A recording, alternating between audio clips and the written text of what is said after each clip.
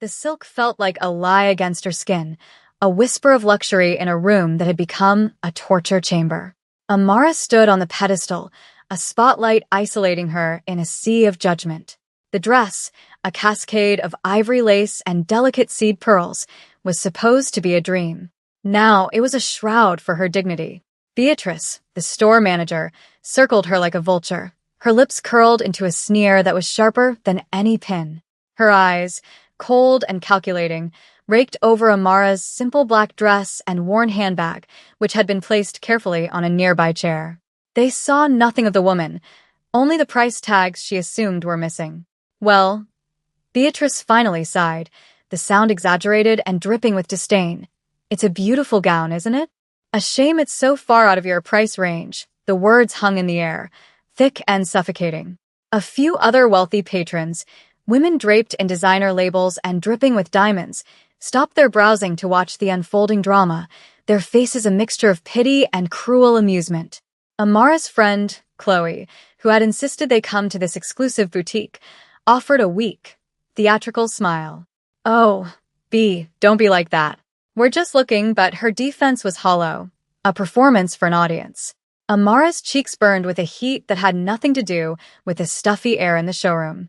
She had felt the manager's condescension from the moment she walked in, the subtle dismissals, the way she was steered towards the forgotten sales rack in the back. But this was a public execution of her worth. She looked at her reflection in the full-length mirror, seeing not a bride-to-be, but a charity case. I can afford it," Amara said, her voice barely a whisper, yet it took all her strength to force the words out. Beatrice let out a short, barking laugh. "Of course you can, dear. They all can." She reached out and tugged at a delicate lace sleeve with contempt. The fabric, fragile and exquisite, tore with a sickening sound. A collective gasp echoed through the silent shop. The dress was ruined. Beatrice dropped the torn piece to the floor. "Now you'll have to pay for it. I knew you were trouble the second you walked in. People like you just want to play dress up and waste our time." Amara felt the floor tilt beneath her. The stares of the other women were like physical blows. Humiliation, cold and sharp, pierced her heart. What happened next would destroy everything this woman had built her petty kingdom upon. But they couldn't know that. They couldn't possibly imagine the storm that was gathering just beyond their gilded doors, a storm of 10 black SUVs and a man whose love was as fierce and unforgiving as his reputation. What would you have done in her place? 6 months earlier, the world had been a much quieter place, filled with the gentle rustle of turning pages and the comforting scent of old paper and leather. Amara worked as a librarian at the city's oldest public archive, a sanctuary of forgotten stories and hushed reverence. It was a world away from the cold, sterile opulence of a bridal boutique. She loved the silence, the order, the way history felt tangible in the weight of a book. Her life was simple, orderly, and peaceful. She wore comfortable cardigans, her hair was often tied back in a simple bun, and her greatest pleasure was finding a rare first edition for a grateful patron. It was on a rainy Tuesday afternoon that he walked in. The heavy oak doors opened, letting in a swirl of damp air and a man who seemed to command the very space he occupied. He was tall and dressed in a perfectly tailored dark suit that probably cost more than her car. But it wasn't his clothes that made the silence in the room deepen. It was the stillness about him, an aura of coiled power and intense focus. His eyes, dark and sharp, scanned the cavernous room before they landed on her, sitting behind the main reference desk. He approached with a silent, confident stride. "I am looking for something," he said, his voice a low, smooth baritone with an accent she couldn't immediately place. "It is a collection of early Joseon dynasty poetry. I was told you might have a copy in your special collections." His name was Min Jun, and he was searching for a piece of his own history, a connection to a past he rarely spoke of. Over the next few weeks, he became a regular visitor. He wasn't just a patron, he was a student of her quiet world. He asked about her favorite books, her dreams, the life she led outside these hallowed walls. He seemed fascinated by her simplicity, her genuine kindness, her lack of artifice. He confessed that his own life was loud, complicated, and relentless. He called it the family business, a global import-export empire that demanded all of his time and energy. He spoke of loyalty, honor, and the heavy weight of responsibility. Amara saw the weariness in his eyes, but also a deep well of strength. She found herself drawn to his intensity, the way he looked at her as if she were the only person in the world. She made him feel calm, he said. She made him feel human. Their courtship was a beautiful collision of two different worlds. Minjun would whisk her away from the quiet library in a gleaming black car that seemed to glide through the city streets. He took her to restaurants where the menus had no prices and the waiters anticipated every need before it was spoken. Yet, it was the simple moments he seemed to cherish most. Amara planned a picnic for him in the city park, with a checkered blanket and a basket filled with sandwiches she'd made herself. He lay back on the grass, his suit jacket folded neatly beside him, and looked up at the clouds, a rare, genuine smile gracing his lips. "I have not done this since I was a boy," he confessed, his voice soft with a nostalgia that tugged at her heart. "Thank you, Amara. You show me a world I thought was lost to me." He saw her worth not in what she owned, but in who she was. He admired her intelligence, her compassion, and the fierce dignity she carried within her. She was his anchor in a turbulent sea. But as their love deepened, a shadow began to creep into the edges of their happiness. Amara's maid of honor and longtime friend, Chloe, was initially ecstatic. She loved the glamour, the expensive gifts Minjun occasionally bestowed upon Amara, the reflected glow of his wealth. But beneath her enthusiastic congratulations, a bitter seed of envy was taking root. Chloe had always been the more outgoing one, the one who chased status and luxury. To see her quiet, unassuming friend capture the heart of a man so powerful and wealthy was a bitter pill to swallow. "He's just so intense, isn't he?" Chloe would say, probing for weakness. "Aren't you a little intimidated?" His family, their business, it all sounds so serious. Her questions were always framed as concern, but Amara could feel the subtle judgment, the implication that she was out of her depth. She was a simple librarian who had somehow landed a king, and in Chloe's eyes, that was a cosmic injustice. The jealousy festered, turning their friendship into a fragile pretense. Chloe's compliments became double-edged, her advice subtly designed to undermine Amara's confidence. She was a snake in the garden, waiting for the perfect moment to strike. The moment Minjun asked Amara to be his wife, it was as if the world stopped spinning. He didn't choose a fancy restaurant or a dramatic, public location. He took her back to the place where they first met, the quiet, hallowed halls of the public archive. After hours, the vast reading room was empty, lit only by the soft glow of the green-shaded lamps on the long oak tables. The air smelled of history and their shared memories. He stood before her, his usual mask of stoic control replaced by a raw, beautiful vulnerability. "In my world, Amara," he began, his voice thick with emotion, "there is very little that is pure. Everything has a price, a motive. Trust is a commodity, and love is a weakness to be exploited." He took her hands in his grip firm and warm. "But you are the purest thing I have ever known. You are my strength, not my weakness. You are my home." He knelt down on one knee, the gesture so full of old-world reverence that it took her breath away. He opened a small velvet box to reveal a ring that held a single, flawless diamond, a star captured just for her. "Amara, will you do me the honor of becoming my wife?" Tears streamed down her face as she whispered, "Yes. Yes, of course, yes." When she shared the news, Chloe's performance was worthy of an award. She shrieked with delight, hugging Amara tightly while her eyes drank in the magnificent ring. "Oh my God, Amara. He did it. I knew he would. You've hit the ultimate jackpot." The word jackpot landed like a stone in Amara's heart. It reduced their profound love to a financial transaction, a lottery win. But she pushed the feeling aside, wanting to believe in her friend's happiness for her. As maid of honor, Chloe threw herself into wedding planning with a terrifying zeal. "The dress is the most important part," she declared. "We have to go to Elysian Bridals, it's the best. Only the most exclusive designers." Amara was hesitant. The name alone sounded intimidating and expensive. "I don't need anything too fancy, Chloe. Just something simple and elegant." Chloe waved her concerns away. "Nonsense. You are marrying Minjun. You need to look the part. Don't worry about a thing. I'll handle the appointment." I'll make sure they treat you like a queen. It was a lie. Chloe's call to the boutique was a masterpiece of subtle sabotage. She spoke to the manager, Beatrice, and painted a picture of her sweet, simple friend who had a very limited budget but big dreams. She hinted that Amara was easily intimidated and was just coming in to get a feel for the experience. She planted the seed of doubt, ensuring that when Amara walked through those doors, she wouldn't be seen as a future bride, but as a future problem. The moment they stepped into Elysian Bridals, Amara felt a chill that had nothing to do with the fiercely air-conditioned room. The boutique was an intimidating temple of white. White marble floors, white silk-draped walls, and pedestals displaying mannequins in impossibly beautiful gowns that seemed to float like ethereal beings. The air was thick with the scent of expensive perfume and unspoken judgment. A woman with a severe blonde bob and a dress that looked like it was tailored from condescension glided towards them. This was Beatrice.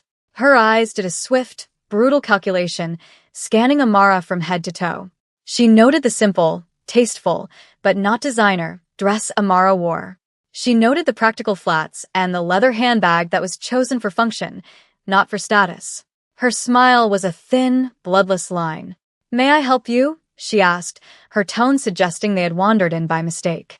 Chloe, ever the actress, stepped forward. "We have an appointment for Amara. I called earlier." Beatrice's eyes flickered with recognition. "Ah, yes." The dreamer, the word was coded in sarcasm. She gestured vaguely towards a corner of the store. "The sales collection is over there. You may find something suitable." Amara's heart sank. "Actually," she said, her voice steady despite the knot forming in her stomach, "I was hoping to see some of the newer collections. I saw a particular gown online." She tried to describe the dress, a beautiful A-line with intricate lace detailing. Beatrice cut her off with a flick of her wrist. "That is a couture piece. It's extremely delicate. We only allow serious clients to try those on." The implication was clear. You are not a serious client. Amara felt Chloe's hand on her arm, a supposedly comforting gesture that felt more like a restraint. "Maybe we should just look, Amara," Chloe whispered, her voice loud enough for Beatrice to hear. "It doesn't hurt to see what's on sale." Every instinct told Amara to turn around and walk out, to escape this cold, hostile environment. But a stubborn part of her, the part that Minjun admired so much, refused to be dismissed so easily. She had a right to be here. This was supposed to be a joyous day. She would not let this woman's prejudice ruin it. "I would like to try on the couture gown," Amara repeated, her voice firmer this time, her gaze unwavering. Beatrice's eyes narrowed. It was a challenge, and she was not a woman who backed down. A cruel smile played on her lips. "Very well, but you should know we have a policy. If you damage the gown, you buy it." And so we return to the moment of impact, the sound of tearing lace echoing in the cathedral-like silence of the boutique.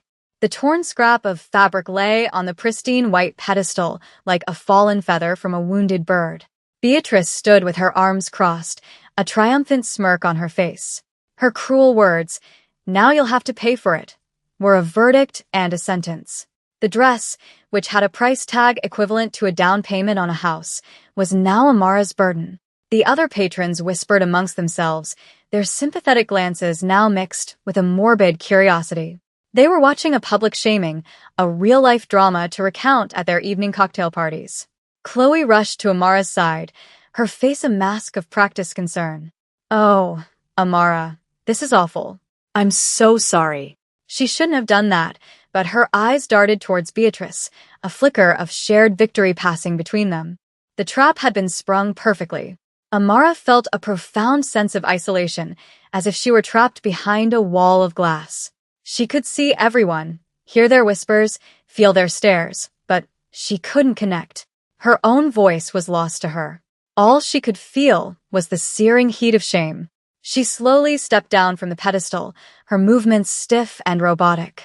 Her mind raced, trying to process the sheer malice of the act. Why? Why would someone be so deliberately cruel? She looked at the ruined dress, then at the hard, unyielding face of the manager. A single tear escaped and traced a hot path down her cold cheek. She fumbled in her purse for her phone, her fingers trembling. She wasn't planning on calling Minjun. She would never burden him with something like this, something so petty and ugly. She just needed something to hold, a familiar weight in her hand to ground her in a world that had suddenly become hostile and surreal. Her thumb hovered over his contact photo, a picture she'd taken of him smiling at the park. Just seeing his face gave her a sliver of strength. She wouldn't break. She wouldn't give these women the satisfaction of seeing her crumble. She took a deep breath, preparing to face Beatrice, to deal with this nightmare on her own. It started as a distant vibration, a low hum that seemed to resonate up through the marble floors. At first, no one noticed, but the hum grew steadily into a deep, powerful rumble, like the sound of approaching thunder on a clear day. Heads began to turn. The patrons and staff glanced nervously towards the large, plate-glass windows at the front of the boutique. Outside, on the sun-drenched, exclusive street lined with designer stores, a shadow was falling. The first vehicle to pull up was a glossy black SUV, the kind that governments use for transporting dignitaries, with windows so darkly tinted they were like obsidian mirrors.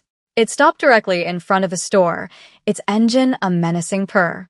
Before the onlookers could process what was happening, a second identical SUV pulled up behind it. Then a third. And a fourth. In a matter of seconds, a silent, perfectly synchronized convoy of 10 black SUVs had formed a formidable blockade, sealing off the entire street. Traffic came to a halt. Pedestrians stopped and stared, their phones already out and recording. The entire atmosphere of the chic, carefree shopping district had shifted into something tense and cinematic. The door of the lead vehicle opened with a quiet, decisive click. A man in a dark suit stepped out, his posture ramrod straight, his eyes hidden behind sunglasses. He moved to the rear door and opened it. Len, mignon immortate. He was not the man from the library, nor the man from the picnic. Today, he was dressed in a bespoke charcoal suit, his white shirt so crisp it seemed to cut the air. His face was a mask of cold, controlled fury. The air around him crackled with an almost visible energy. He exuded an aura of absolute, untouchable power. Two more men, his most trusted lieutenants, emerged from the second SUV and flanked him, their gazes sweeping the street with professional vigilance. Inside the boutique, Beatrice's smug expression had dissolved into confusion and then dawning horror.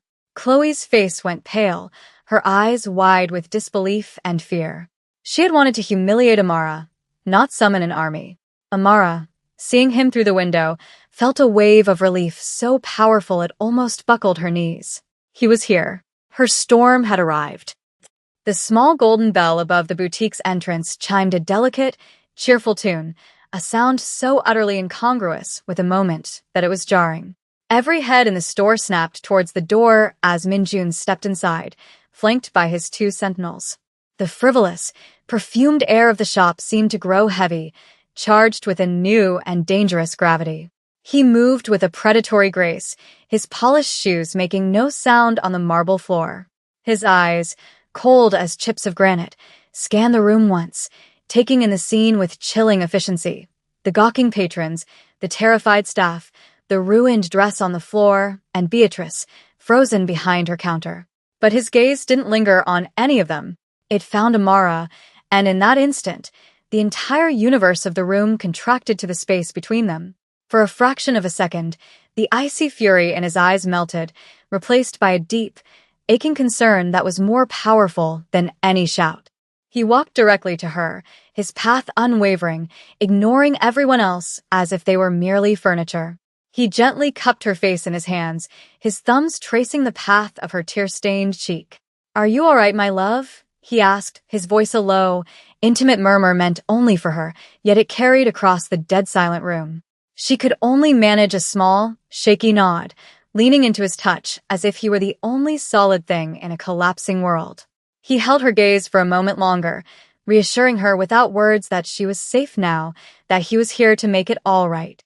Then, his eyes dropped to the torn lace and the pristine white dress crumpled on the floor. A muscle twitched in his jaw. When he looked up again, the coldness had returned, honed to a razor's edge. His gaze settled on Beatrice, who visibly flinched. He didn't raise his voice. He didn't need to. The quiet menace in his tone was more terrifying than any rage. "You," he said, the single word cutting through the tension like a shard of glass. "You are the manager of this establishment?" Beatrice, her face ashen, swallowed hard. The arrogance and condescension were gone, replaced by a primal fear. She could only nod, her throat too tight for words. Minjun's eyes then flickered over to Chloe, who was trying to shrink into the wall, her face a mask of pure panic. He saw her, and in his brief, dismissive glance, he understood everything. Minjun's composure was absolute, a terrifying calm that promised a meticulous and devastating retribution. He kept one arm protectively around Amara, anchoring her to his side, before turning his full attention back to the trembling manager. "This woman," he began, his voice level but laced with steel, his gesture towards Amara one of reverence, "is my fiancé, the future matriarch of my family. She came to your store today with a pure heart, looking for a dress to wear on the day she honors me by becoming my wife." He paused, letting the weight of his words settle in the suffocating silence. "She can afford to buy this building. She can afford to buy this entire street and turn it into a parking lot. Her heart is worth more than every thread and bead in this room combined. But she is a humble and kind person, so she came here, hoping for a simple, happy memory." His gaze hardened, becoming impossibly colder. "Instead, you chose to insult her. You chose to humiliate her. You chose to judge her worth based on the label on her handbag. You have made a grave, irreversible mistake." He gave a sharp, almost imperceptible nod. One of his lieutenants, who had been standing silently by the door, stepped forward. He carried a sleek, silver briefcase. He placed it on the front counter and snapped it open. Inside, stacked in neat, tight bundles, was cash. More cash than Beatrice had likely ever seen in one place. "My fiancé no longer requires a dress from this place," Minjun stated, his voice flat and final. "However, we will be making a purchase. We are buying your entire inventory. Every dress, every veil, every pair of shoes, every accessory in the store. My assistant will wire the full retail price to your account within the hour." Beatrice stared, dumbfounded. Minjun then pointed a single, elegant finger at the ruined gown on the floor. "Except for that one. That one is an insult. I want you to burn it." His final piece of business was Chloe. He turned his head slightly, his eyes locking with hers. "And you," he said, the words dripping with ice. "You are no longer a part of our lives. You will not be at our wedding. You will never speak to Amara again. Disappear." He then looked down at Amara, his expression softening completely. "Come, my love. Let's go. I know a designer in Paris. He will create a gown worthy of a queen." He guided her out of the shop, leaving behind a scene of utter devastation, a ruined business, a broken friendship, and the deafening silence of justice served. 3 months later, the golden afternoon sun of Paris streamed through the floor-to-ceiling windows of a private atelier overlooking the Seine. The air smelled of jasmine and fresh silk. There were no price tags here, no judgmental eyes, only the quiet hum of creativity and respect. Amara stood on a pedestal, but this time, it felt like a throne. She was wearing a gown that was more than a dress. It was a work of art, a testament to love, crafted just for her. It was made of moonlight and starlight, with hand-stitched embroidery that told the story of a librarian who met a king. She looked not just beautiful, but powerful, serene, and deeply, truly happy. Minjun stood nearby, his arms crossed, watching her with an expression of profound pride and adoration. He had never seen her look more radiant. The storm had passed, and in its wake, it had washed the world clean. If you love stories where good triumphs and arrogance is brought to its knees, you're in the right place. The news had traveled back to them, of course.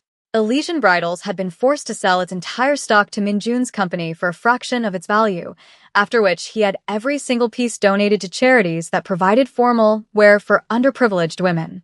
The boutique, stripped bare and its reputation shattered, went bankrupt within a month. Beatrice lost everything she had built her petty kingdom upon. Chloe, ostracized from their social circle and consumed by the shame of her public exposure, moved to another city to escape the ghosts of her own jealousy and betrayal. This story serves as a powerful reminder for us all. True worth, the kind that truly matters, is not measured by the labels you wear or the balance in your bank account. It is measured by the content of your character, the kindness in your heart, and the quiet dignity with which you carry yourself. Never, ever let the hollow judgments of small-minded people make you feel small, because the universe has a funny and often dramatic way of reminding the arrogant just how insignificant they truly are. Amara found her happily ever after, not because of the wealth or the power, but because she stayed true to herself and was loved fiercely for it. Drop your city in the comments below to let us know where you're watching from, and if you believe in the power of loyalty and true love, make sure you subscribe right now for more inspirational stories.